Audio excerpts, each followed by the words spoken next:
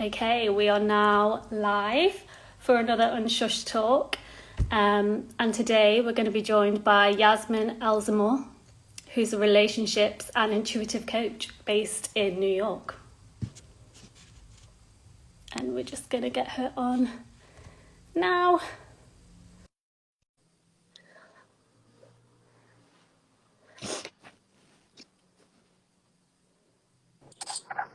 Hi. Hi, beautiful. How are you? So nice to see you. Nice to see you too. I love putting like a face to the name because then it's like, oh my God, this is awesome.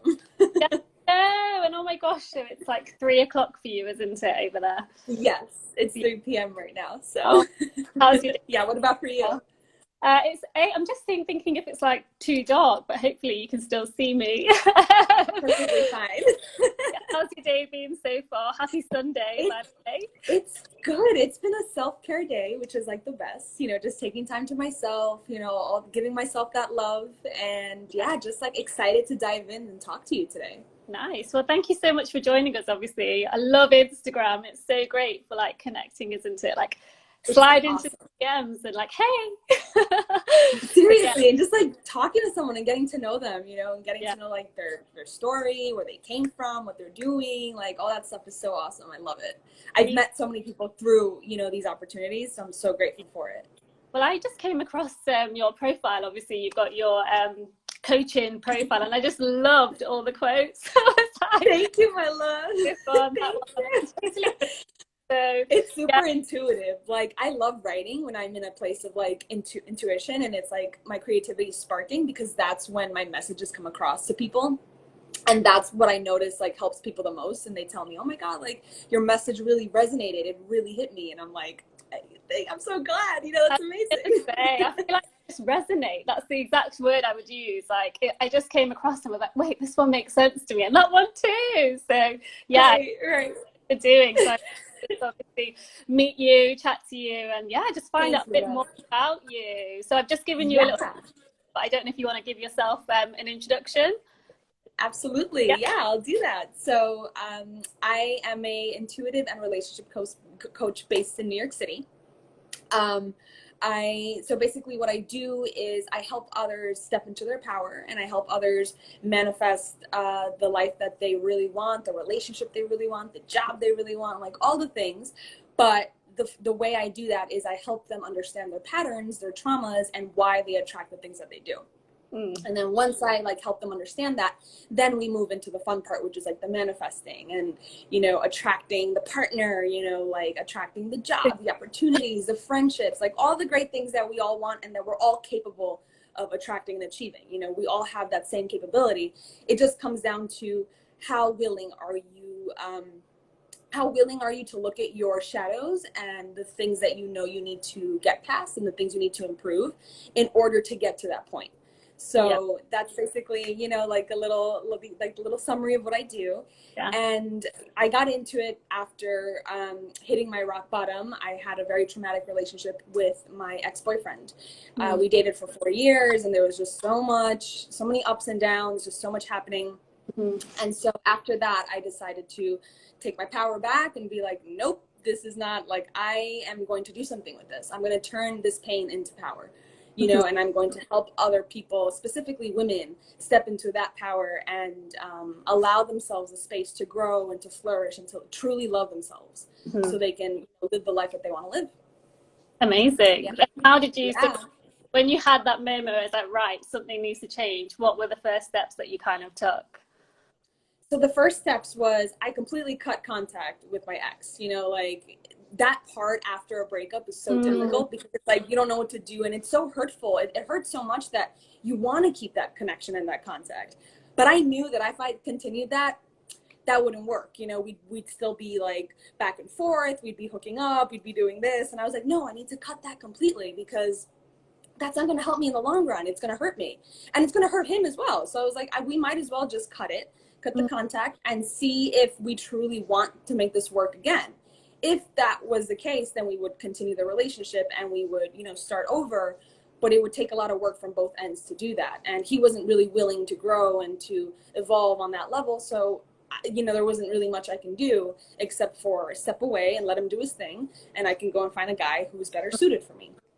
So the first thing I did was cut contact completely. It was like a 30-day no contact rule that I put for myself. It was so difficult, but I was so proud of myself because I was like, oh my God, you know what I mean? And he kept texting me and texting me and texting me. And I was just like, don't respond, don't respond, don't respond.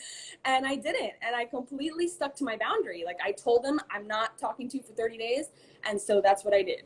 And after that, like that was the number one step. And after that, I just, started doing my own thing, looking at my shadows, getting into journaling, meditating every day, figuring myself out, understanding what do I really want out of a partner or out of my own life?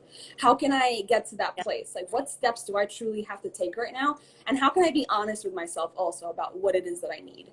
And so that was, what led me into coaching, and it led me into like helping other people and helping other people understand themselves, because I knew that I had to do that first in order for other people to look at me and take me seriously as a coach, so it all comes down to walking the walk, not just talking the talk, and having integrity and showing people like I've gone through this and I understand what this feels like, but I'm not allowing that to take over my life. And I'm also using that as a way to come from a place of power and, just be myself and find what it is that I want. That's so great that you did amazing work, by the way. Yeah, like Thanks, gosh, I think when you're like in that breakup feeling, it's so emotional, isn't it? Like your It's emotional so hard. space, it's so hard to like think straight. Sometimes I think that first initial point of like, right, I'm not going to speak to them is like, it's so much easier said than done. Exactly. I was going to say that. But yeah, relationships then. So people who are in, I saw this on your page, but maybe we can talk about like attachment theories, because I just find that so interesting, and maybe more on that. Absolutely, I would love that. Yeah, attachment theory is basically your blueprint. It's how you relate to other people based off of your childhood and how your parents related with you. And I love studying and like teaching clients and people about that, because it really all comes down to that. The way we act in a relationship, once we start to get intimate with our partners, that's when the attachment style starts like really showing. So that's when they say that your true colors show. Yes, your attachment style starts showing, because that's the person, that's like their blueprint, that's what they've been raised as. Now there's 3 types. There's the avoidant, the anxious, and the secure. Of course, everyone thinks, oh, I want to be the secure, because everyone assumes that the secure is perfect. And that's not the reality. Is I'm going to just like cut that myth. Is like someone who is secure is not perfect. They still have insecurities. But the difference is that they know how to come back to themselves in a moment of anxiety with their partner. Like they can self-soothe. They know that they're worthy of someone better if that relationship is not the one for them. They know that they can leave the relationship with peace and love, and understand that they are good enough as they are, as a whole human being. And they also accept and acknowledge that they have things to work on, so that's someone who is secure. Whereas someone who is anxious is someone who, is very needy, very clingy, always wants to know where their partners are, wants a lot of affection and intimacy, like an overbearing amount of intimacy. And the avoidant is the complete opposite. So it's someone who is like, pushes you off, very inconsistent, doesn't want to get too close, is afraid of being too intimate, whether it's, sexually, emotionally, spiritually, in all forms. And usually the avoidant and the anxious come together, because that right there is like the perfect match for a lesson, those are just lessons that we're meant to learn. So that, I've always attracted avoidant men, so another term for that is someone who's emotionally unavailable. And because I've always been on the more anxious end of the spectrum, and again, this attachment theory, it exists on the spectrum, just like everything else. You could be a little bit of everything. I'm a little bit of everything. And in certain parts of my life, I'm avoidant. In certain parts, I'm anxious. Some parts, I'm very secure. But it all depends. And it also depends on who you're dating. You could be a very secure person, but if you're dating someone who's cheating on you, then you're going to be insecure. You know what I mean? Like naturally, you're going to feel like this person's kind of throwing me off track. So yeah, it really all comes down to like the little nuances of like what's what, and you know what the dynamic is like, and what you attract in partners, and who you are as a person. So it really all depends. But for the most part, those are like the basics of each style. And the avoidant and anxious, the goal for them is to learn how to come to a more secure place. And a Yeah. lot of people ask me, can an avoidant and an anxious person get married or have a long-term healthy relationship? Mm-hmm. And the answer to that is yes, but it takes a lot of work on both ends. They both have to really put that effort in, because again, just like anything else, it's a two-way street. You know, a relationship is going to be both sides putting in the effort 100% on both ends, you know. So they have to be willing to get to a place of understanding each other and having compassion for each other, setting boundaries, explaining their needs and what it is that they want, what makes them feel loved, and then they could really have a healthy, loving relationship. But you know, it's definitely a challenge, and it takes a lot of work. If you want like an easy way out, date someone who's secure, because they're going to be able to get you to a place that is more secure, you know, so you won't have to worry too much. It's like, oh, if they sign, I was like, I'm secure. You know? Yeah. But yeah, I read a book on attachment theories actually, and when I was reading it, I was like, right, I am totally like avoidant at the start, but then when I'm in the relationship, I'm totally anxious. So you can be like a combination. I'm the same way. Yeah, I'm the same way. so Yeah, I'm like, I switch over. single. I don't care in the beginning, you know? Yeah. Exactly. Yeah, I'm kind of just like, whatever. I get a lot of attention. I'm good. You know what I mean? And it's like that sense of like an ego boost of I just feel good because a guy is paying attention to me, and I love that, you know, like he's attracted to me and he's giving me this attention. But then as time goes on, you know, I start to feel more jealous. I start to feel more possessive or more obsessive over the person. And I've noticed these patterns over time. And then I'm like, okay, there, like something has to switch here, because there's clearly like a wound that I am recreating in every single relationship.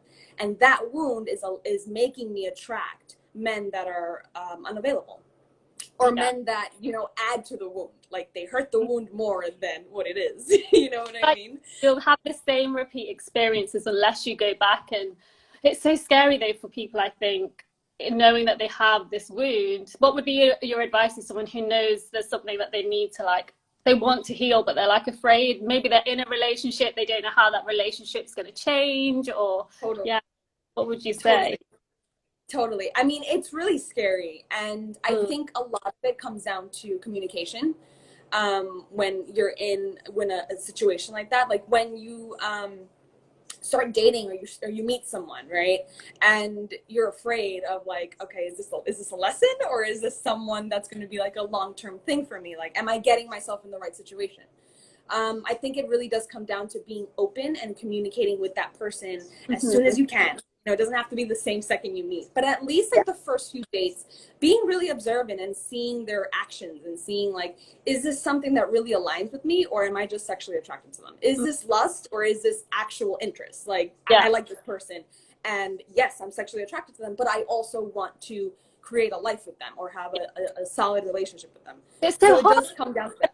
You can get confused. It's like they're hot, like I'm attracted, and then it's so difficult. Yes, because those chemicals, like scientifically, your brain is going through like so many emotions, so it's so difficult. And I think it takes practice. It really does take practice to get to that point. And that's why, you know, I think dating is a great idea, because you get to know people, and you get to know yourself with how you react with every single man that you're on a date with, or every single woman you're on a date with.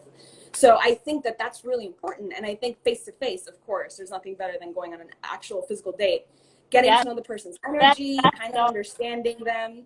Yeah, and it's hard. It's definitely hard, because in that moment, you don't want to think about that, you know, like you don't want to just be on the lookout and be like looking for red flags. But that's when it comes down to being like using your intuition and kind of getting in touch with like, what is your heart actually telling you?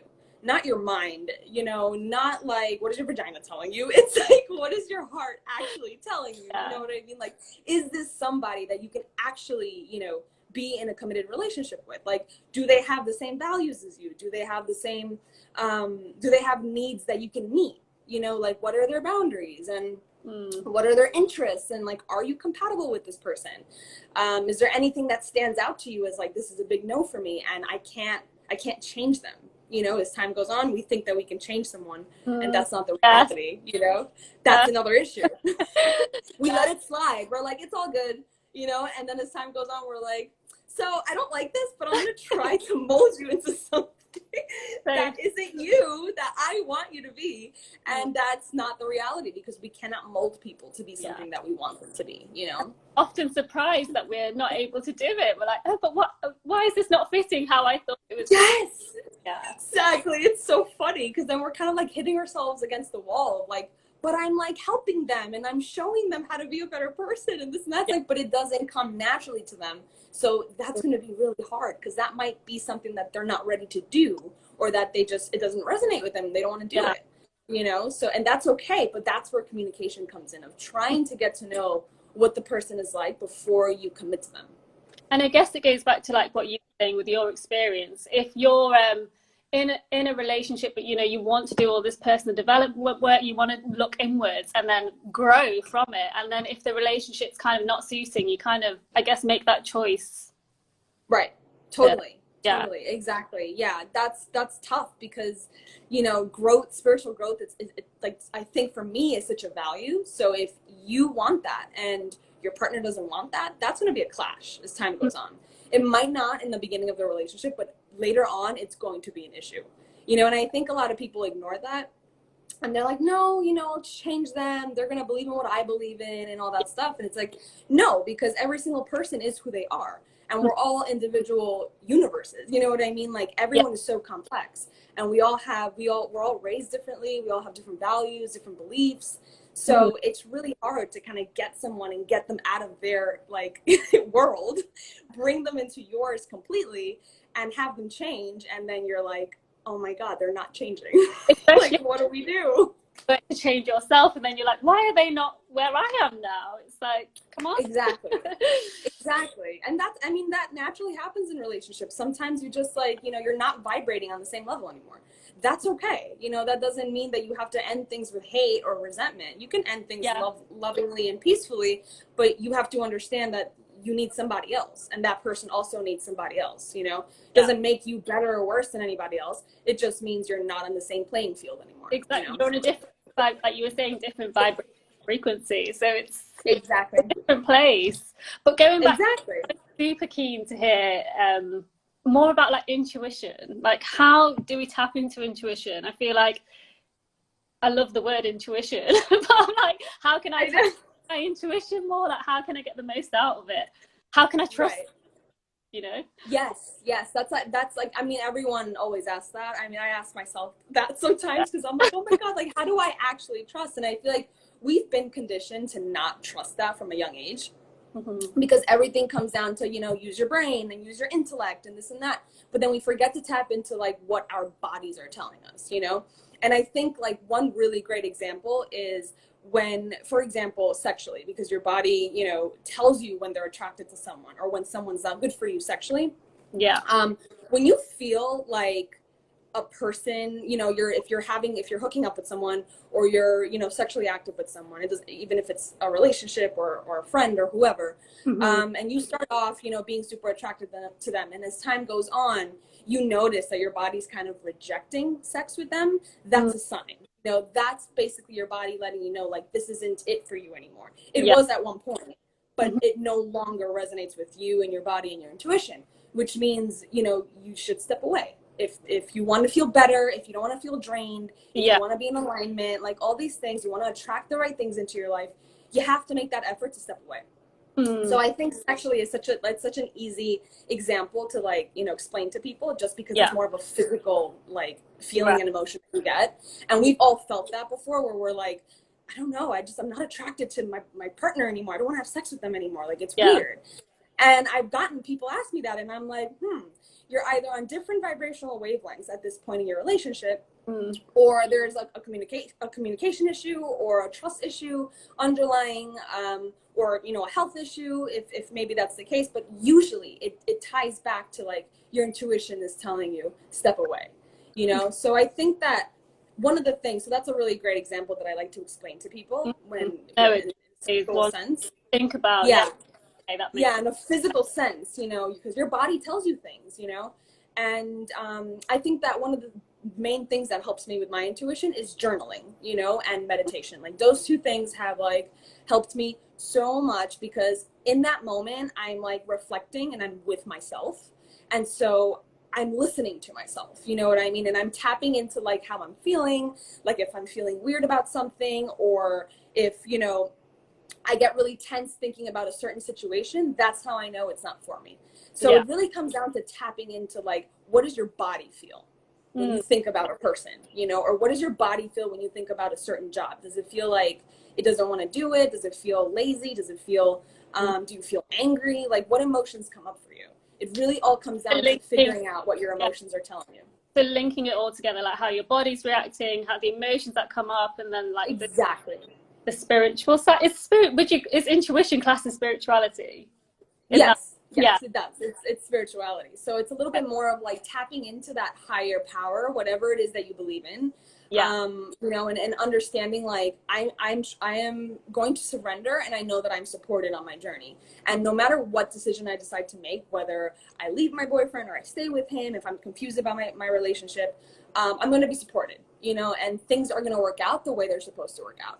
So that's really what it comes down to, is like kind of linking all those things and understanding like where it's stemming from. And that takes a lot of self-reflecting. Yeah. It takes a lot of like kind of getting in touch with yourself and spending time with yourself every single day, so you can trust yourself more. You know, it's self-trust. The more you trust yourself, the more you're going to trust the decisions that you make. And the more you're going to trust the feelings that you get about a certain person, or impressions that people give you or situations give you. So I love telling people, it's like, listen to your emotions, because they are your alarm system.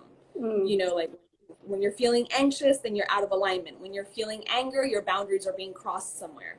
You know, so that's what I tie it to, at least for me. Yeah. Everyone's different, but when I feel anger, that usually means like, oh, my boundary is being crossed in my relationship. When I'm angry at my partner, it's because he's crossing a boundary, or he's disrespecting me in one way or another. Yeah. And I have to kind of look at that. You know, I have to pay attention. What is it that I feel? Why do I feel so angry at him? You know, or if you're feeling anxious about something, it usually means that you're not in the right place. Like, are you feeling anxious about your job, or going to work, or even your romantic relationship, or even friendships? Like that means that they're not something that resonates with you anymore. So, and being able to move forward and is really, really difficult. But once you get to that place of like trusting yourself, you could do it so much easier, and it's going to feel so good, because you're going to be supported in that decision that you make. So interesting. And I guess so intuition is kind of like trusting your gut feeling, I guess, and trying. Yes, exactly. It's like similar to exactly.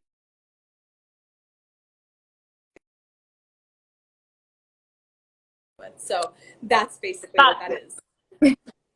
Yeah, good. Yeah. And then with intuitions, you know, I always try and differentiate between is that intuition or is that ego? And I know that's something you've covered on your page as well. So I was wondering if we could talk about how can you tell if it's your ego that's reacting, or, you know, or your intuition. It's so hard. Yeah, because that's so difficult. I honestly struggle with that still to this day. It's like I have to ask myself and challenge myself, like, is this just fear, or is this actually my intuition speaking to me? You know, is this my soul speaking to me? I think it comes down to ego. When you feel like it's your ego speaking to you, it's coming from a place of like fear. You know, it's coming from a place of like anxiety. You're overthinking it. You're going at it in your head a million times. Like, what do I do? Should I do this? Should I do that? That's ego. Because now you're going from one place to another, and it's giving you anxiety. Like, you're not getting peace of mind. And with intuition, you get that peace of mind. You know, it kind of like tells you like, yes, leave this job and start your business, and it's going to feel great. And even though other people might be like, are you nuts? You're going to leave a job where you have stability and 9-to-5 security and all that stuff. You're like, yeah, I am, because it's crazy, but it feels right. You know, and you do it with a sense of like happiness almost. And like other people look at you like you're nuts, but you know that that's not ego, that's intuition, because you feel a sense of like peace, knowing I can let go of this person, or I can let go of this job or this opportunity or this friendship, because I'm going to be blessed with something bigger and better and more amazing. And do you think ego so I feel like ego is sometimes given such a like negative view. Yeah, yeah, it does. What is the ego, or are we trying to just like Yeah. get rid of ego forever? Right, right. Yeah, ego, like I noticed that, like it's always like a negative view. And the thing is, the ego's not negative, you know, it's just like our identity. It's what we create from of ourselves when we're kids, and when we're, you know, once we're Yeah. born, we have an identity. That's basically what ego is. And your ego could be your best friend, but it could also be like, you know, like your worst enemy. So it really depends on how you use that, and how much ego work you're able to do, which is shadow work. It ties into doing shadow work and understanding like where these shadows lie, and how to, you know, change that or improve that, you know. And I don't want to say the word fix, because you're not broken, you know, your ego's not broken either. Yeah. But it just is, you know, it just exists, and it's there to protect you, it's there to defend Yeah. you. Your ego just protects you. Is it more Yeah. like protective?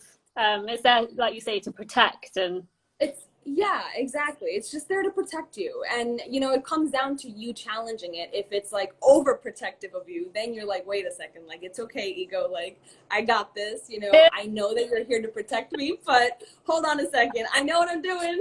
yeah, I give have me this, give me this time. yeah, I feel like sometimes I have to be like, whoa, ego, I've got this. You know? Yes, exactly, exactly. And it really just comes down to like challenging that. When you feel it come up, when you feel like your ego is getting in the way of like, you know, a situation that you're having with a friend or a partner, like that's when you could be like, okay, hold on a second. Like this is my ego that's reacting to the situation. Yes. It's not my intuition, it's not my soul, it's the ego that's reacting. Yeah. And again, it's not a bad thing, it's how you approach it that matters. Mm-hmm. You know, that's what I love to tell people. It's like, it's not about the ego itself. Like we can't completely kill our ego and shut it out. You know, we're always going to have it with us. It's just a matter of how we approach it, and how we can work on getting to a place where it doesn't control us, basically. Yes, that's it. I guess having the balance, the good parts of the ego. Exactly, Yeah. exactly. It's just, it all comes down to having that balance. And just like listening to your intuition is important, listening to your mind is also just as important. You can't completely throw out the intellect part. You know, your mind is very Yeah. important, and it tells you so many things, but your intuition and your body, it processes things so much faster than your mind does. You know, like it understands things before your mind even gets there. Yeah. Your mind eventually gets there, but like when you know that someone's cheating on you or something's happening behind your back, your body feels it. You know, you have a feeling, you feel off about something. And then as time goes on, you're like, oh, and you start putting two and two together. You're like, oh, you know, my partner did this with this girl, and like they hung out, they went to a bar, you know, all those things. And that's when you start to connect it, and you know, that's when your mind and your intuition start working together, you know. Yeah. And that's ideal. You know, we want to have that balance. We don't want to Yeah. have too much of one or the other, because then we're out of complete balance, and that's also not healthy. Mm-hmm. Yeah. Me with intuition, I try and like strengthen it. I don't know if that's even the right word, but like through meditation, you know, Yeah. intuition is like linked to, is it like your crown? No, not the crown, like your third eye chakra. The third eye. Yeah, exactly. On intuition. Like, I love it. come through. Is that something that you do to kind of like, what do you do to wake up? Can you wake up your intuition? I mean, gosh. So one thing I love doing is making kind of like just making small decisions. You know what I mean? Like when I go out to eat or something, I immediately, when I look at a menu, I go with what my body is literally telling me. You know, that first thought. I don't second guess it. Because I notice that when I have like so many options, I think every human does this. It's like when we have so many options, we're like, oh my God, I don't know what to choose. You get into like this like paralysis almost, you know?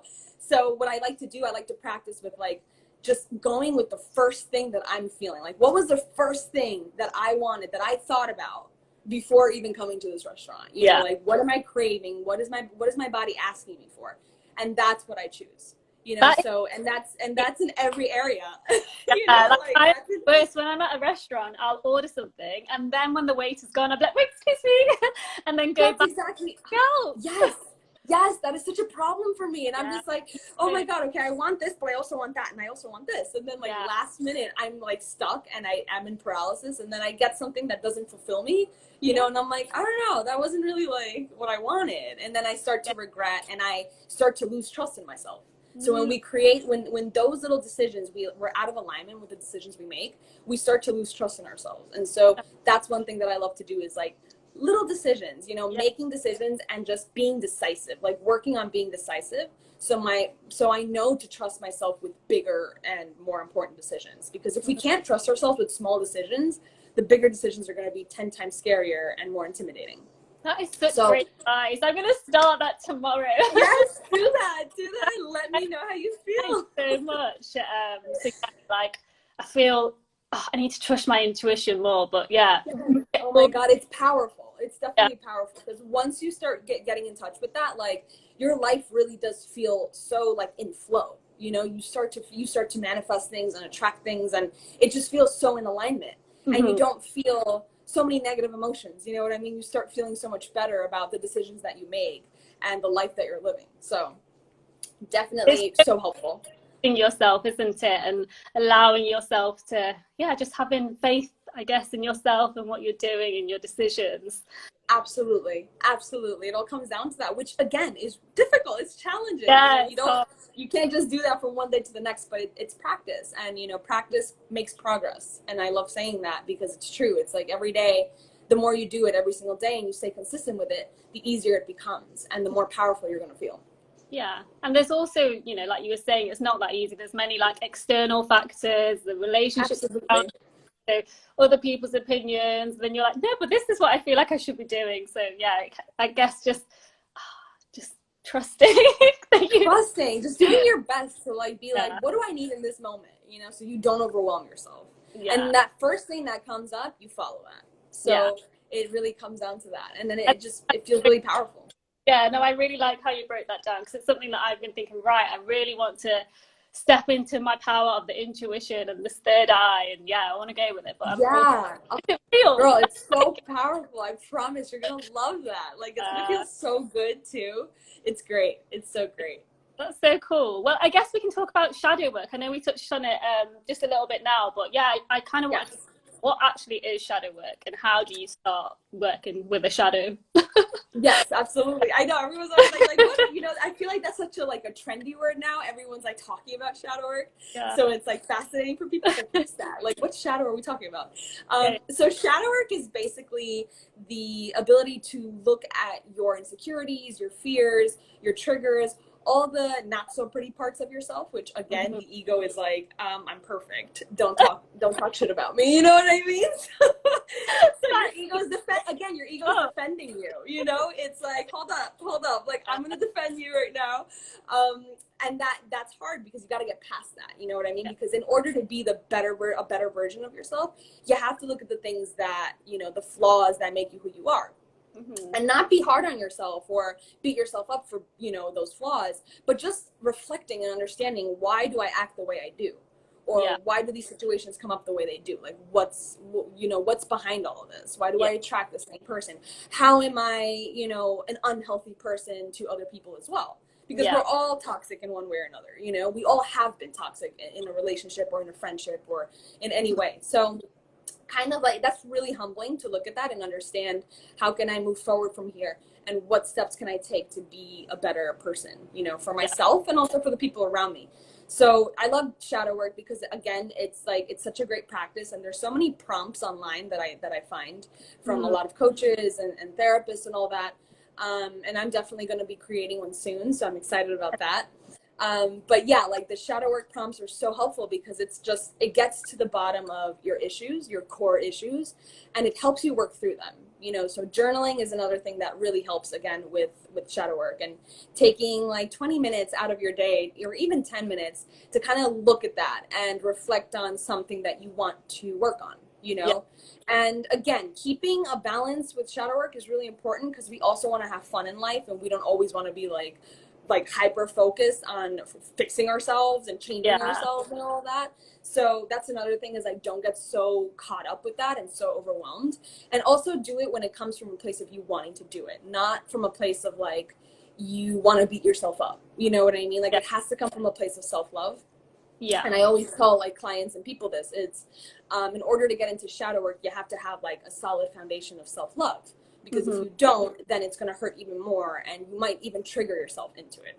And then eventually you're going to resent it and it's going to feel like a chore, you know, and you're not going to want to look at yourself. So the ego's tricky and you got to get past it. You know, you got to, again, acknowledge that it's defending you and it's helping you, but like, you know, kind of just be like, okay, I'm okay now. Like I can accept these parts of myself and I can work on that to be a better person. So yeah, it really all comes down to that. And I mean, I love shadow work because it's changed me a lot. You know, it's really made me see the things that I used to do in relationships. I used to be very emotionally reactive, you know, and whenever I got into a fight with a partner, I would become really explosive and really hurtful, you know, and I would say things that passive aggressively that I didn't mean. And then I would feel really bad and really guilty after. And I knew that wasn't healthy. I knew that that was like adding to the situation with my ex and like my previous relationships. And I'm like, I wasn't perfect, you know, like, yeah, they had their shit, but I also had mine. So I needed to like accept that and like move on and improve and change that. And so once I started to really get into shadow work and really like understand myself and all of that, I started to see the shift and the difference in how I react to my current boyfriend, you know, and my current partner, and how I step in, and I'm less emotionally reactive. You know, I'm not perfect. I'm still working on it, but I'm so much less emotionally reactive. And I'm careful. I think before I say something, before I hurt someone, before I speak. And, you know, I use my words for better, not for worse. So that's one of my shadows that I know that I have. And so that's something that I work on.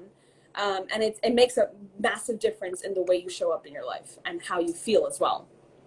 And would you say like shadow work is linked to like healing your inner child, or? Yes, it is. I was actually gonna talk about that. Like, it's all about inner child healing, because those are shadows that we have that are repressed, and they come from childhood. They come from like how we acted with our parents, our attachment with our parents or guardians or caregivers.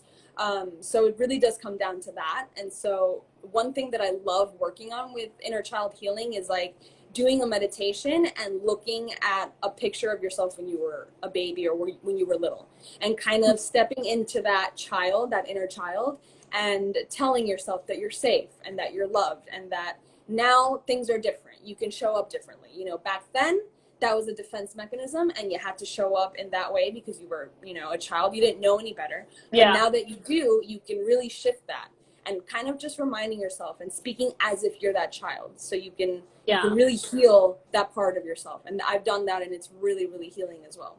Yeah, I've had some experience with that as well. And I feel like speaking to your inner child and not, like you say, not being too hard on them, you know, like. Of course. Yeah. You knew so much when you were a child, and so many people have gone through so many things. I feel being kind to yourself, the adult version, but obviously the inner child still lives within you. So being 100%. Kind. 100%. Exactly. So again, being gentle with yourself and understanding that your inner child, you know, that little you was just trying to defend you when you were little. And understanding that you're no longer in that place anymore. That's okay. And you can move forward with peace and love. Mm-hmm. Love. Oh, on to love. Should we talk about love? I saw one of your quotes again. Love is a choice, not a feeling. Just that. Yes, love is a choice. You show up every single day to love someone, you know, and like, because love gets messy. Love, like, you know, the beginning of a relationship is all about those lovey-dovey, lusty feelings where all you want to do is like, you know, sleep with your partner and be with them and just like, you know, connect with them. And as time goes on, that feeling, you know, dissipates. It's not as strong anymore. It's still there, but it's not as strong anymore. And if we stop working on like cultivating that love, then it, you know, that's where the sparks die out completely, because we're not putting in that effort every single day to love our partner, even when they're not lovable. You know what I mean? Because we can't always love our partners, because sometimes they're going to piss us off, and that's okay. And we're going to piss them off sometimes, and that's okay. We're not perfect. So especially if you're living with someone, like, everyone has their own quirks and habits, and like we're going to clash in one way or another. So once, you know, we understand that, we can just move forward with that and really put in the effort to love each other and to understand each other and have more compassion. Yeah. To love it, like you say, it's effort. It's not easy. It's a lot of it doesn't come easily. It doesn't come easily. I feel like what you see in the movies or whatever, it makes you feel like once you find love, it's like, oh, this amazing thing. Like it's a fairy tale and it's happily ever after. It's like, well, it's work. It can be happily ever after, but you got to put in the work. It has to be a conscious relationship. Amazing. Yeah. Oh, I Yeah. think there's quite a lot of stuff there. What else was I going to ask you? Thank you, babe. No, I think ending we tackled it. We tackled it. I love it.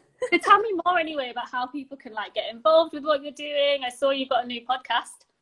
Yes, I do. I have a new podcast that just came out like a week ago, and I'm so excited for it. That's something I've wanted to do for a while now. And I didn't really have like, you know, that perfectionism in me and that imposter syndrome would come out and be like, no, I'm not good enough for that. But then I'm like, you know what, screw it, I'm doing it. What do I have to lose? You know what I mean? Yeah. Great time as well, you know, like people need to hear what I feel like everything you just covered there. I've just been sat like, oh, so interesting. Oh my God, you're so cute. I love you. You're amazing. It relates to me. I'm so excited to share that. These are things that I feel people have like genuine questions about, and it's not really talked about as openly. So I'm excited to like really dive into that in the podcast. And for anyone that's watching this, like you guys could totally jump on the podcast. It's called Humanity Feels. It's on Spotify. It's on Apple Podcasts. And if anyone wants to chat, my DMs are always open for any advice or just to like talk about anything. And I also am open and available for one-on-one coaching right now. So, that's the deal. Yeah. Great speaking to you. I'm just going to probably like watch this back and be like, oh God, this is like, you're amazing. I'm going to do so much love. Podcast, and I just love relationships. And when I came across your page, obviously, and it said relationships and intuitive, I was like, intuition and relationships. So yeah, it's so fascinating. Right. I love mixing them both. Yes. So yeah, thank you so much for joining us. Obviously, I'm going to share this so people who didn't have a look. But yeah, it's great to meet you. Thank you so much for having me, babe. You're amazing. I love talking to you. This is great. Yeah, maybe we can do it again sometime soon. Yes, I would love that. I'd love that. We'll talk about new topics. Yeah. Well, enjoy the rest of your day. It's nearly bedtime. You too. Yeah, your night. Oh, thank you. Thank you. Bye. Bye.